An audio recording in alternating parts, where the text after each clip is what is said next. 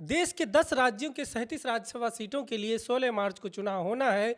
इनमें 5 सीटें बिहार की हैं। इसे बिहार के नए विधायकों की वफादारी का पहला लिटमस टेस्ट मान लीजिए। उधर गृह मंत्री अमित शाह सीमांचल के 3 दिवसीय दौरे पर आए तो हमेशा की तरह कई थ्योरी हवा में तैरने लगी। लेकिन इस यात्रा का असल मकसद क्या है? बिहार इस हफ्ते में एक बार फिर आपका स्वागत है। इस एपिसोड में हम आपको ये भी बताएंगे कि पटना की सड़क पर बिहार पुलिस और आंध्र प्रदेश पुलिस में क्यों तू मैं हुई, और ये भी कि कई दिग्गज नेता पैदा करने वाला Patna university students union election अब नीरस क्यों हो गया है।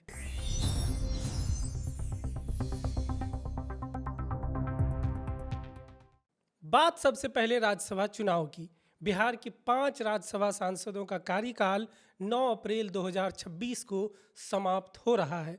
इनमें राजद के एडी सिंह और प्रेमचंद्र गुप्ता, जदयू के रामनाथ ठाकुर और हरिवंश नारायण सिंह तथा राष्ट्रीय लोक मोर्चा के उपेंद्र कुशवाहा शामिल हैं।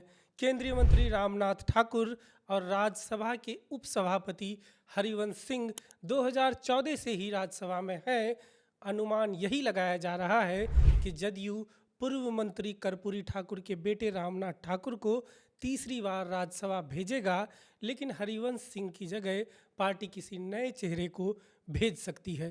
वहीं बात उपेंद्र कुशवाहा की करें तो लोकसभा चुनाव 2024 में कुशवाहा काराकाट से बुरी तरीके से हार गए थे, लेकिन भाजपा के राज्यसभा सांसद विवेक ठाकुर नवादा से चुनाव जीत गए थे। विवेक ठाकुर के ही सीट पर एनडीए ने अगस्त 2024 में कुशवाहा को राज्यसभा भेजा था, लेकिन अब कुशवाहा को सिर्फ एक राज्यसभा सीट की ज़रूरत नहीं है, उन्हें एक एमएलसी सीट भी चाहिए, क्योंकि उपेंद्र कुशवाहा ने बिना कोई चुनाव लड़े अपने बेटे दीपक प्रकाश को बिहार सरकार में मंत्री बना दिया है। दीपक नवंबर में मंत्री बने हैं। इसे बचाए रखने के लिए उन्हें अगले 2 महीने में एमएलसी बनना ही पड़ेगा। उधर राजद कोटे से राज्यसभा गए अमरेंद्र धारी सिंह उर्फ एडी सिंह पटना के रहने वाले एक बिजनेसमैन हैं। राज्यसभा में ये उनका पहला कार्यकाल है। लालू यादव के करीबी प्रेमचंद गुप्ता को राजद ने 2020 में लगातार 5वीं बार राज्यसभा भेजा था।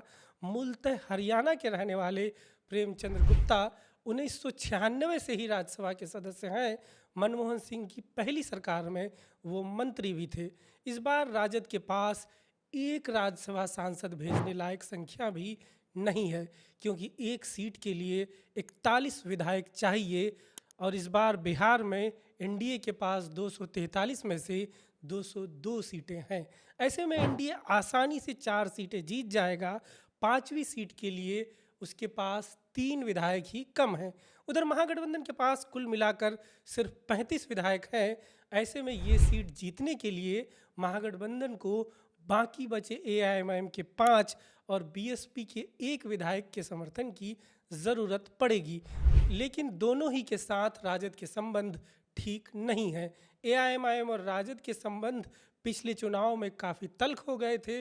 वहीं बीएसपी विधायक सतीश यादव का परिवार वरिष्ठ राजद नेता जगदानंद सिंह के परिवार के खिलाफ चुनाव लड़ता रहा है, लेकिन इन 6 विधायकों का समर्थन भी मायने तब रखेगा जब राजद के 25, कांग्रेस के 6, भाकपा माले के 2, सीपीआईएम व आईआईपी के एक विधायक अपने गठबंधन के साथ वफादारी दिखाएं। ऐसे में एनडीए के लिए 3 विरोधी विधायकों को अपने समर्थन में वोट करवाना ज़्यादा मुश्किल नहीं लगता है। 5 मार्च नामांकन की आखिरी तारीख है। इसी वजह से पिछले कुछ दिनों से मुलाकातों का दौर तेज़ है। बुधवार को जदयू नेता व मंत्री अशोक चौधरी ने एआईएमआईएम विधायक तौसीफ आलम से मुलाकात की। बुधवार को ही जदयू नेता अहमद अशफाक करीम एआईएमआईएम की इफ्तार पार्टी में शामिल हुए, तो अगले दिन एआईएमआईएम के विधायक अशफाक करीम की इफ्तार पार्टी में गए। उधर गुरुवार को एआईएमआईएम नेता अख्तरुल इमान ने राजद नेता तेजस्वी यादव से मुलाकात की। अब देखना ये है कि इन मुलाकातों का चुनाव में किसे कितना फ़ायदा मिलता है। उधर केंद्रीय गृह मंत्री अमित शाह बुधवार 25 फरवरी को सीमांचल के दौरे पर आए। इस दौरान अररिया में एक प्रोग्राम में उन्होंने घुसपैठ के मुद्दे पर करीब 6 मिनट बोला।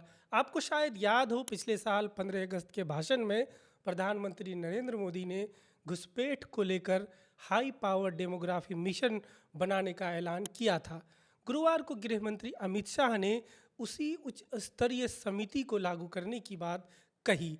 नरेंद्र मोदी सरकार का ये दृढ़ संकल्प है कि पूरे देश को हम घुसपैठियों से मुक्त करेंगे और पूरे सीमांचल क्षेत्र में ये शुरुआत कुछ ही समय में होने जा रही है।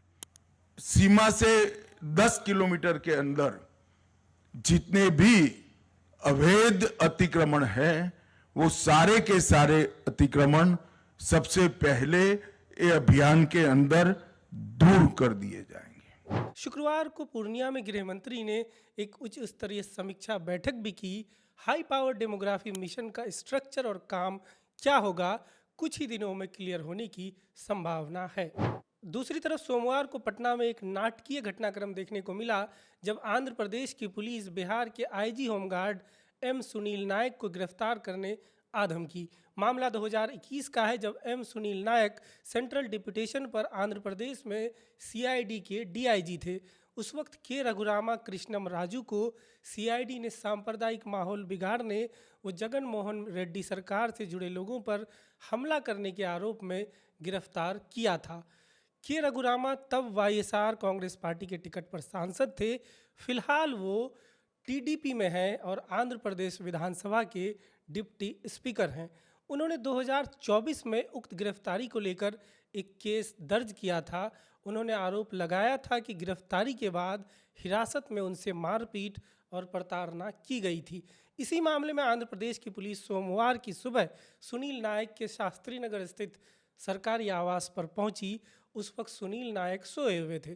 पुलिस ने जब गिरफ्तारी की बात बताई तो सुनील नायक ने पुलिस से पूछा कि क्या उन्होंने बिहार पुलिस को इसकी पूर्व सूचना दी है, जिस पर आंध्र प्रदेश की पुलिस ने कोई जवाब नहीं दिया। उधर सुनील नायक ने खुद बिहार पुलिस के अधिकारियों को जानकारी दी तो तुरंत वहां बिहार पुलिस पहुंच गई। बिहार पुलिस और आंध्र प्रदेश की पुलिस के बीच 6-7 घंटों तक कानून की पेचीदगियों पर बहस होती रही और अंततः सुनील नायक को गिरफ्तार कर लिया गया। वहां से उन्हें मेडिकल जांच के लिए लोकनायक जयप्रकाश नारायण अस्पताल ले जाया गया।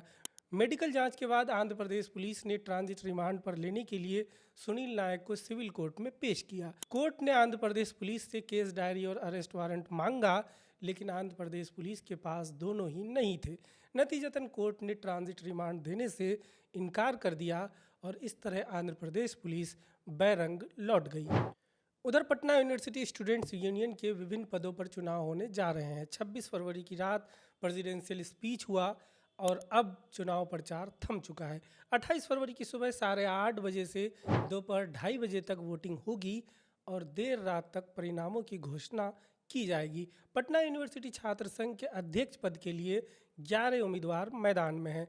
पटना यूनिवर्सिटी छात्र संघ एक ज़माने में फायर ब्रांड नेता पैदा करने वाले टकसाल के तौर पर जाना जाता था।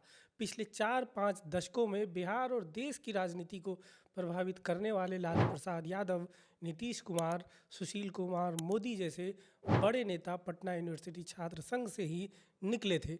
मगर हाल के दशकों में छात्र संघ का चुनाव काफ़ी शुष्क रहा है, इसकी कहीं कोई चर्चा नहीं होती है। आज के लिए फ़िलहाल इतना ही। मिलेंगे अगले हफ्ते नई जानकारी और नई खबरों के साथ।